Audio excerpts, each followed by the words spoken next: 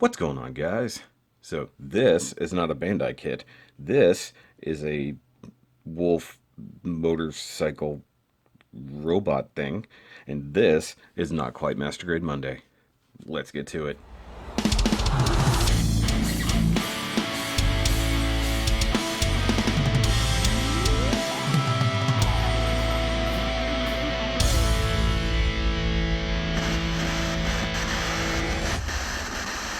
Alright guys, now on this not quite Master Grade Monday, we're going to take a look at a new property from good old Kotobukiya.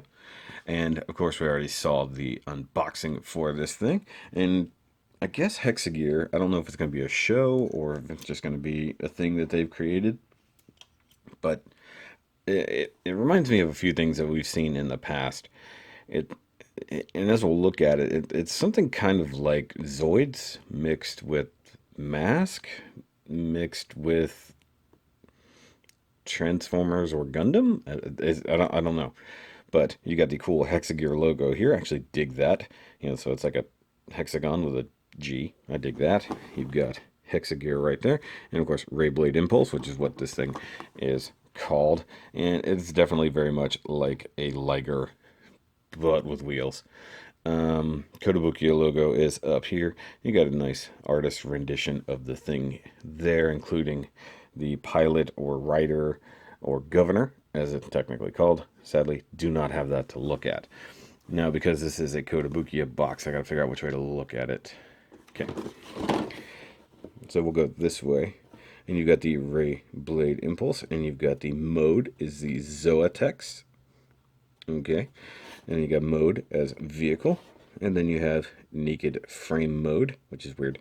Now, this thing is similar to a frame arms in that you can swap out armor and stuff like that, but then again, you can also do that with Zoids. So, they're just kind of a thing. Like, Kotobukiya's thing is just to have swappable parts. Now, of course, I can't read anything there, but you say Karma in English, and then MSG over there. I have no idea.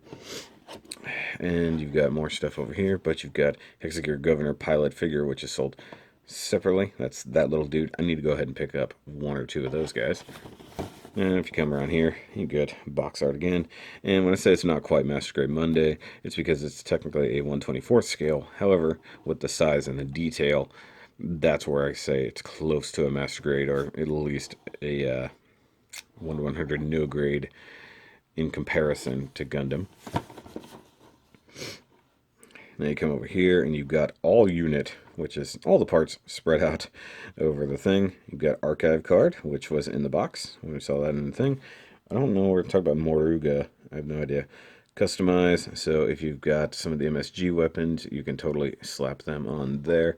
And you've got the HEXAGEAR. HEXAGEAR, I don't know what that means, but I guess that's the core of it, so to speak, or the system where all the hexa parts, which there are quite a lot. So that is how it basically assembles, which I'm not going to complain about. Okay, so you've got hexagear.com, you got the MSG, you got Governor's Guide. Okay, that's pretty cool. I kind of want to go there. Yeah, basically it's showing all the weapons and stuff like that. And here you've got your obligatory warnings, all the things. Somewhere in here, I'm sure it says don't stick a HEXAGEAR RAYBLADE Impulse in your 3-year-old's face, but I have no idea what to say there. But hey, 0 to 3-year-olds will be upset about that. Hey, I haven't seen that logo in a long time. Kotobukiya logo there. I believe this is your price is right here, so 4,800 yen. I believe it was somewhere in the $50 range because I picked it up at my local hobby town. And if you come down here, you got package illustration is by Hiroyuki Kani. I wonder if that's similar to other things. Okay, hold on. You've got character designs is by Moruga. You got archive card illustrations by Moruga. Prototype production is by Maruya. Maruya. I can't say that. Okay. Either way, brand new property, still upside down. Yeah, I had to force that a little bit, but Nick, it is what it is. All right, let's get this guy out here and see how cool it is.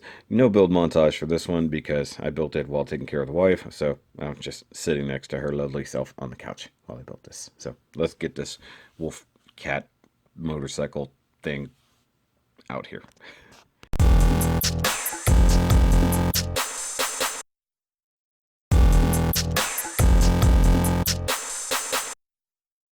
Alright guys, so here is the RAYBLADE Impulse, all nice and done. And I will say right off the bat, this was a very fun and interesting kit, because it was definitely unlike anything I've built before. And that's including frame arms and other stuff like that. This was so weird in the construction. You're building stuff, you're seeing it as you go, but then you're like, I don't know where this is going. Like, what am I building? And then all of a sudden, oh, here we go. This is the thing. It suddenly just comes together. Because, you know, when you build a Gundam kit and you start in on the arm, you have parts that look like an arm. You have things that are recognizable. When you start off with a brand new thing that you've never seen before, and it tells you to build a small part like this little section right here, and then it tells you to build this little section down here next, and then you build this over here, and you're not seeing it connected until 5 or 6 steps later on a completely different page, and you're like, oh, that's what I'm doing. Okay.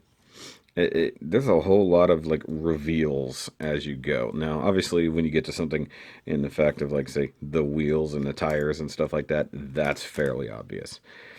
And of course, the gun is pretty obvious too. But I don't really know how to describe this thing. It is literally like a motorcycle cat wolf thing. I think it's closer to a cat. I could be wrong. I mean, you look at this not quite head, and you got some blue eyes, quote unquote, right in there, and the ears coming off of it like this. So, I mean, you can see it's something in between a real animal, obviously, and a lot of things. Now, you'll see that it looks kind of twisted and stuff like that, because once you really start posing it, it gets very, very difficult to balance it, especially considering that the center section is clearly a motorcycle. And just going over some quick details and stuff like that that I've done, you can see I've got a lot of gold and chrome. So using my new favorite gold marker and of course the chrome marker, you can see a whole lot of details, and then even some red marker there for a camera. That's just the gun. And you can see here on the front suspension, did some more work. And in fact, if I pull this little part off, if I can, I did a whole lot of work underneath things.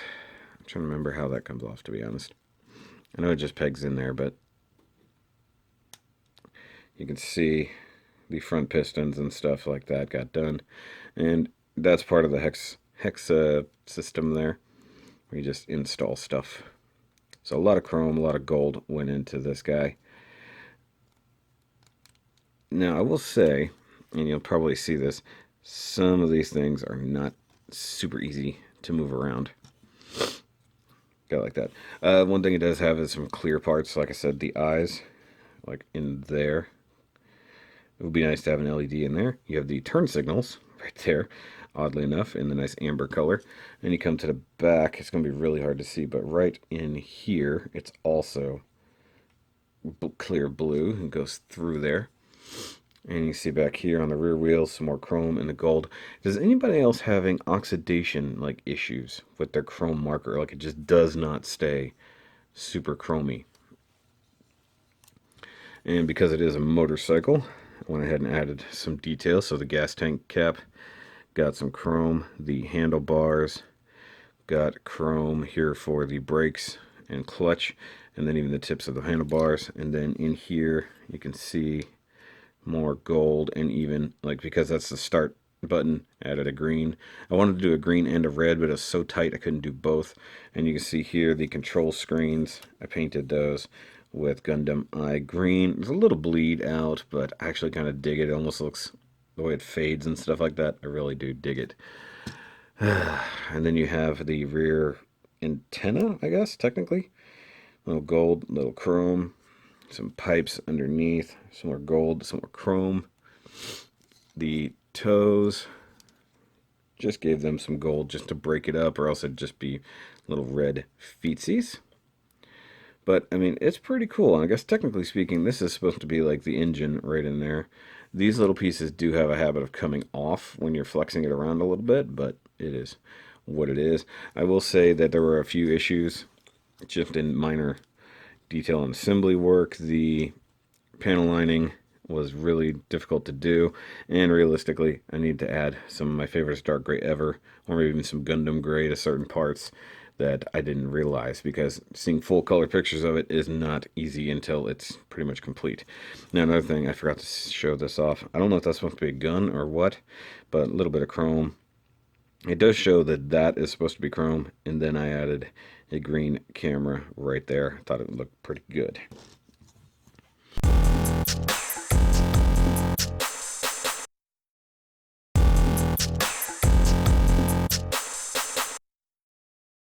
Now, it does have some minor accessories, and excuse the runny nose.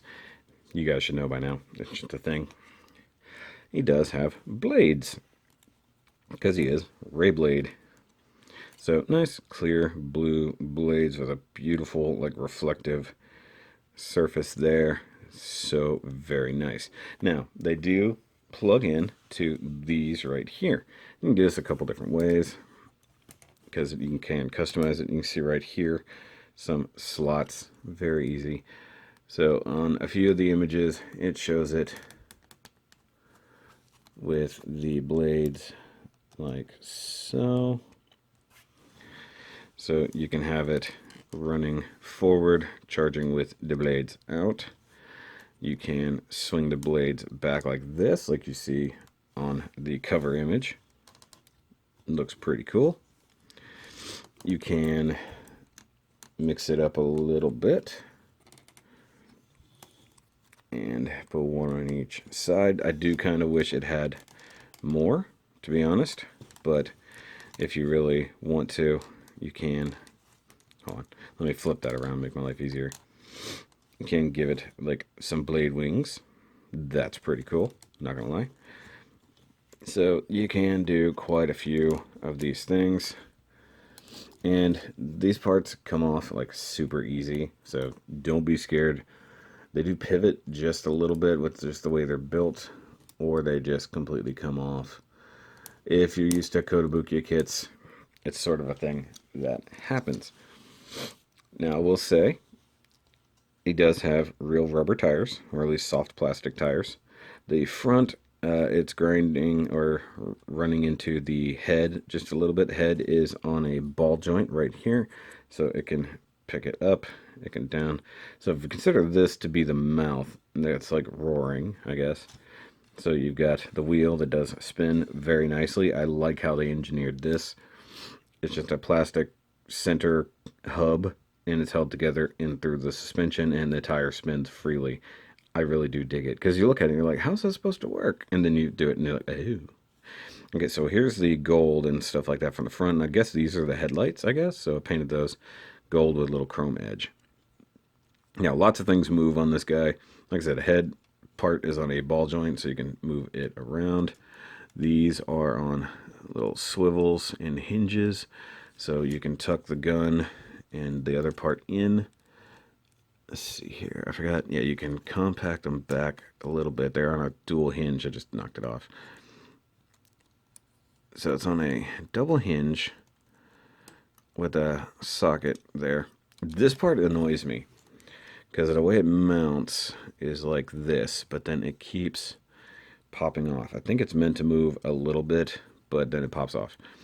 So these things, you can pivot. You can get a little bit of like ear action out of it. You can point the gun, or if that's another gun, you can totally point that. Now, there's a whole lot of movement in this guy. If you come up to this, just the front section with just the head, if you want to call this the neck, you get a whole lot of range of movement out of that. Now, because it is a motorcycle, sort of, you get a whole lot of movement right up here by the steering column, so to speak. It is a ball joint, and personally I feel that it's a bit too loose. Like you can see, there's a whole lot of movement here, and this section moves just a little bit, which is kind of annoying. I feel like I should paint those switches. But like I said, you get a whole lot of movement out of it because it is supposed to be fairly animalistic. And if you come down to the legs, there's a ton of movement here. So just looking at it in sections, you've got a mount here with a hinge and a rotating joint. You come up here and you've got what is the shoulder, so to speak, and it will rotate right there, which also be very, very careful when you're doing these particular pieces. They insert around this, and you can stress and crack that if you're not careful. It's super thin plastic.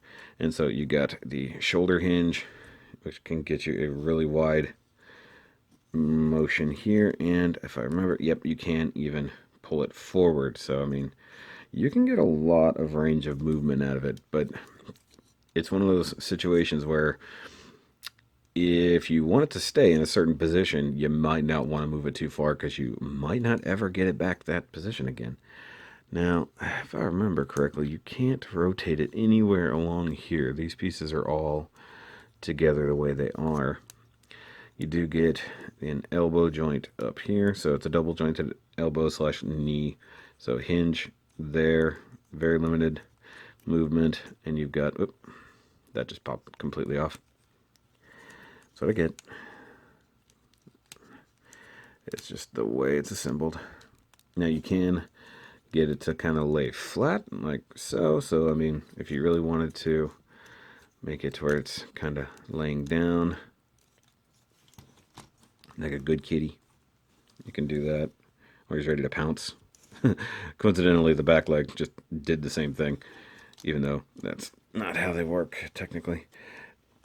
Okay, now I will say the back feet and the back legs are the most annoying part, and we'll get there. Let's see here. Okay, so we talked these joints. Then you've got ball joint right there for the ankle, so to speak, or wrist. And then you also have a hinge there that can give you all the way around movement like that. And you're going to need that for the transformation. And then if you look at the feet, nice molded detail underneath. Though these parts could probably be painted in this metallic-y gunmetal gray. I think the gold claws were actually necessary. And this is coming across a little bit more blue on camera, but it is very much a purple. Like, without a doubt, it's a purple. So it is what it is. So just be mindful that it may not be the color you think it is on the box. And one thing you can see right here where the neck joint is actually working loose right through there, you can sort of see the gap.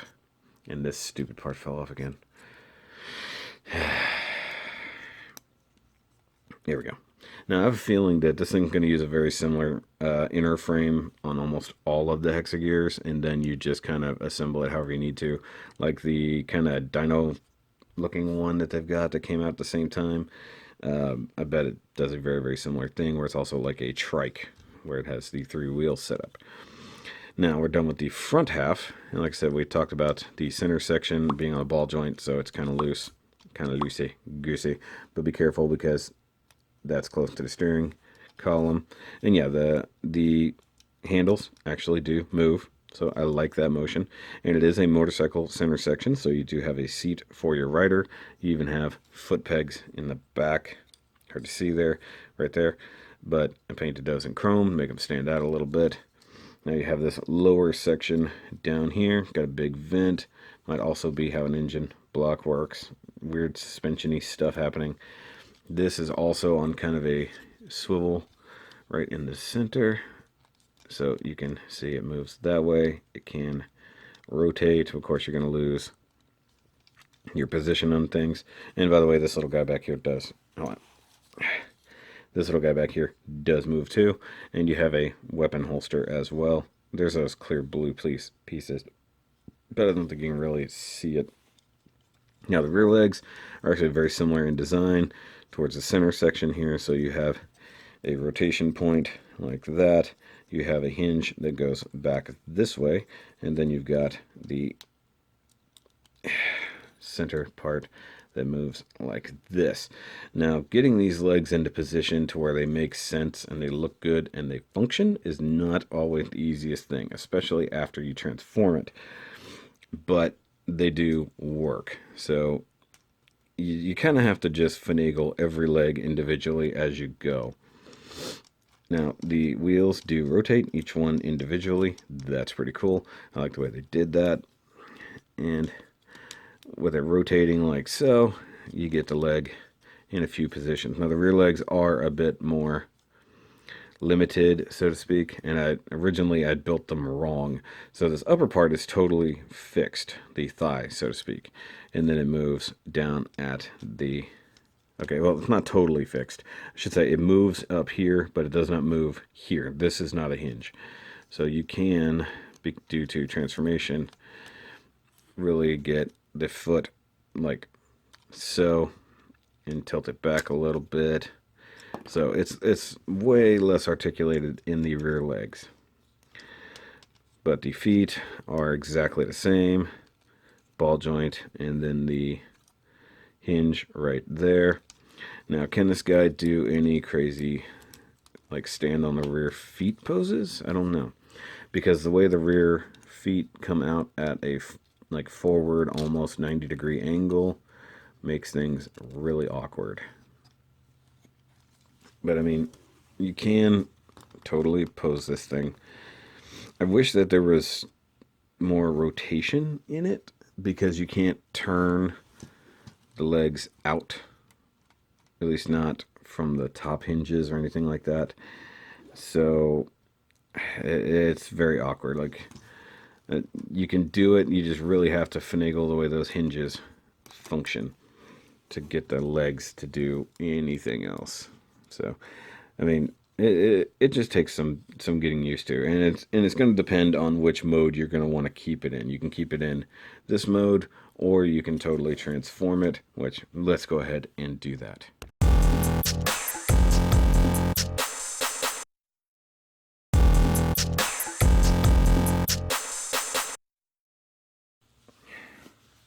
See, like I said, you can get them in some poses. But let's go ahead and transform it. It's not super hard, but it can be super annoying. So you want to take the front legs off right there at those pegs. Just wiggle them loose, and like I said, be careful with these little red parts. And with the center sections, you just want to kind of line them up like so. Just straighten out the head. You want to point the gun kind of downward, just make it a little more sleek. And like I said, these parts keep popping this thing off, and it's really, truly annoying me. So really just want to make it motorcycle-like. I'm going to come to the back legs and go ahead and pull them off like so. The back legs take a little bit more in the transforming. So I do believe you want to take this, rotate this down and out, more or less like that. And if I have to consult the instruction book, I will. So you want to do like this.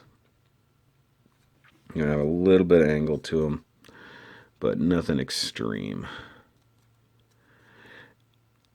And you want this section to be tilted up, I think. No, I think it's forward, like so. So like I said, you got a hinge right here. And this is where the loose center section really gets annoying. But you want to make sure that everything is more or less straightened out. So this part, like I said, hinges and then rotates. You want to make sure it's about as straight as it can get. You want to tuck the radiator part like way up in there. And then you can just set that back. Back legs take the most amount of transforming for the most part, so we can go ahead and do that. Just rotate the feet back, pull this off, super easy. Basically just turn that 90 degrees.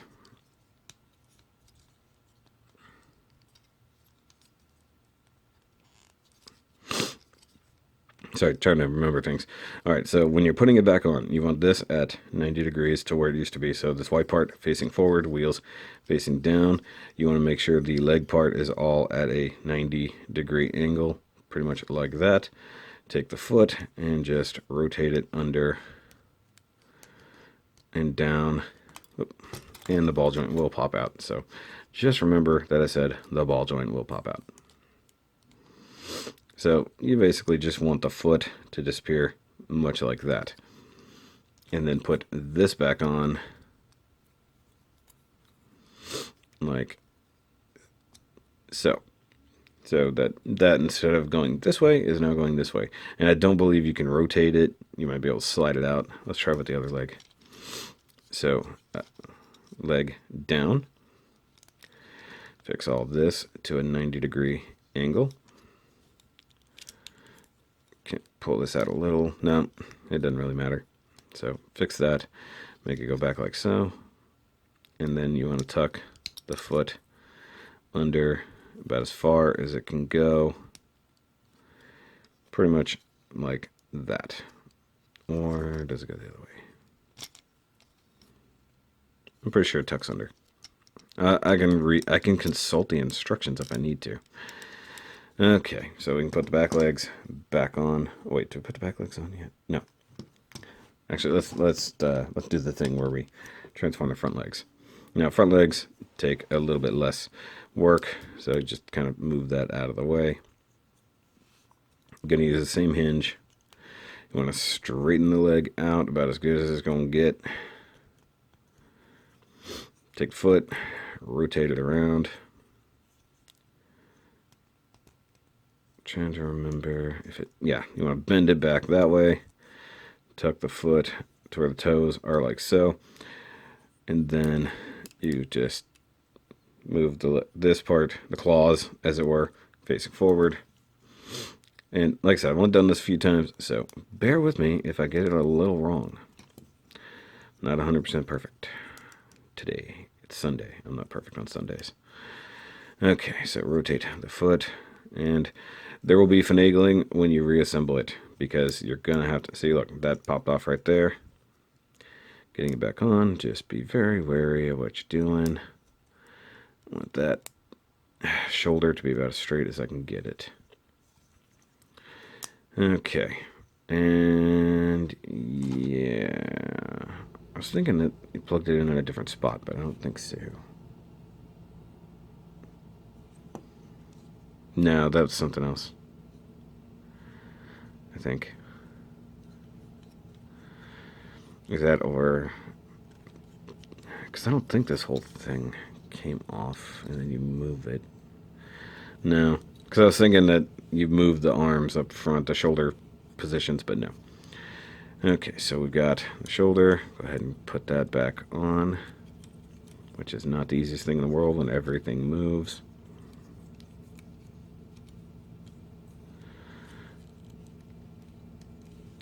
Okay. Actually, give me a second. Okay, I had it right. I had to double check. Because something was weird in my head, I don't know.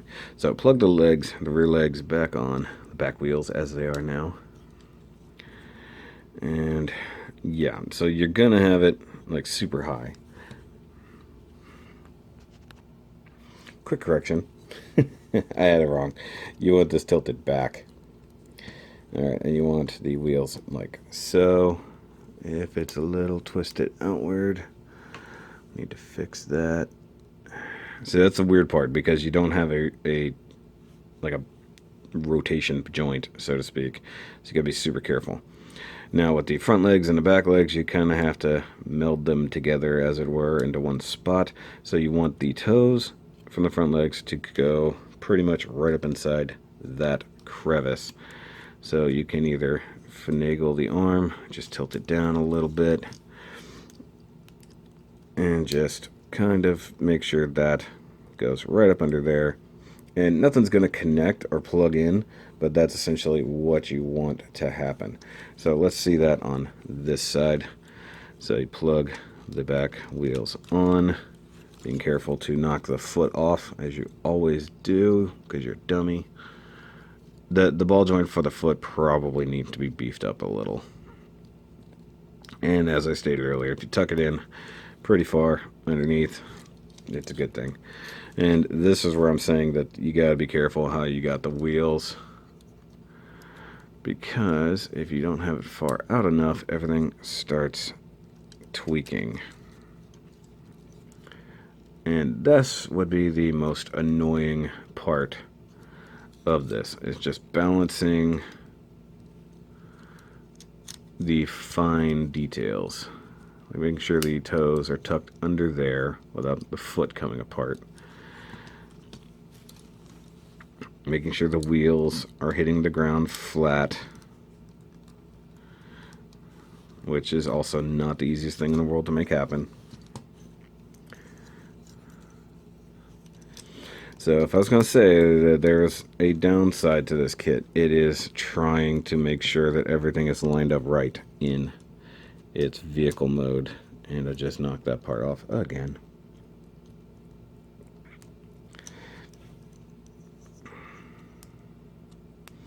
And yeah, that is getting super weak.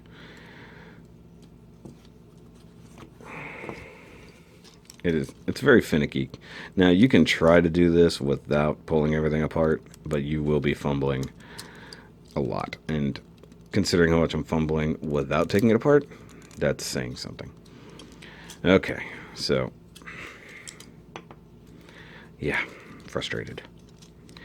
So fix this, straighten this out a little bit, knock the foot off again, because like I said, you can't not knock the foot off. It's part of the thing.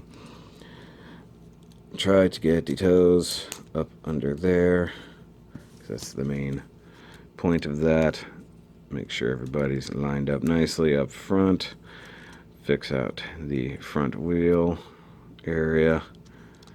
And this is a cluster. So let me see if I can straighten it out. Alright guys, so it took some finagling, but I got it about as good as it's going to get. So you can see the legs are about as square as it can kind of get. I can probably tweak this one just a little. Try to get these about as straight as you can to get the vehicle form about as lined up as you can. And yeah, that's the vehicle mode, the motorcycle mode, however you want to call it. Sorry, that was coming out there. And I like the vehicle mode. I think it looks pretty cool. I don't know, without the rider, without the governor, I don't know which way I want to keep it, to be honest. Because this actually has like a police vehicle vibe to it, which I dig. But like I said, without a rider, it feels weird. And also the fact that the back end comes so high in vehicle mode and does roll very nicely. There's a little bit of friction in there on the wheels, but it works. Oh yeah, one thing you want to do is tilt the nose up just a little bit, like so. And you do get the blades up front, like so. Now, one thing I'm seeing here is somebody is further out than somebody else. Let me see what's going on here.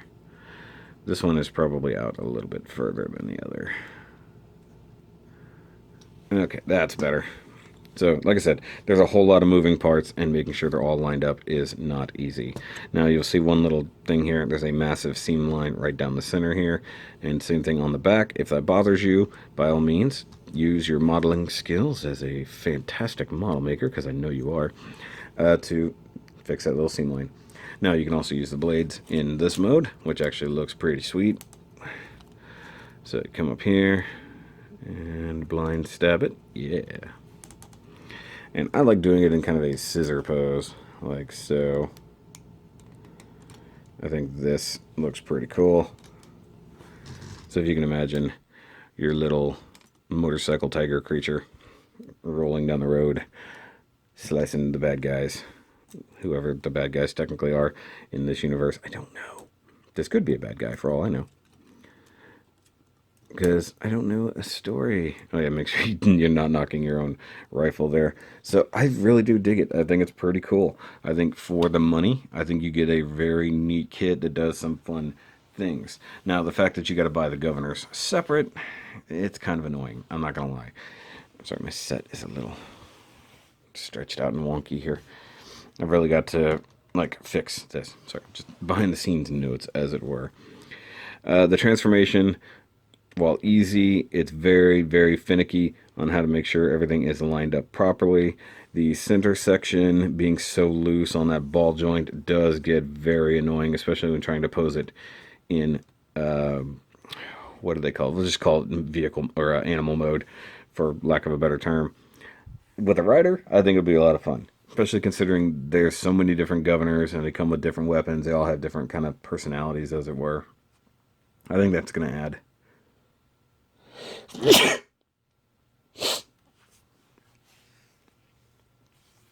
to the fun of this kit. And of course, if you're going to throw on some MSG style weapons, you can totally do that. You've got ports here, here, here, here, everywhere. You know, it is very much like that. And of course, any weapon that will work from the MSG line, you can totally do it. If you want to throw on that big, ridiculous motorized chainsaw thing, you can totally throw that on here. And yeah, you can just have fun with these blades. Just do whatever you want to do. It does remind me of Mask. It reminds me of Transformers. All kinds of different things. So I really do dig this line. I look forward to getting into it. Will I go off the deep end? Probably not. But I can definitely see having some fun with this.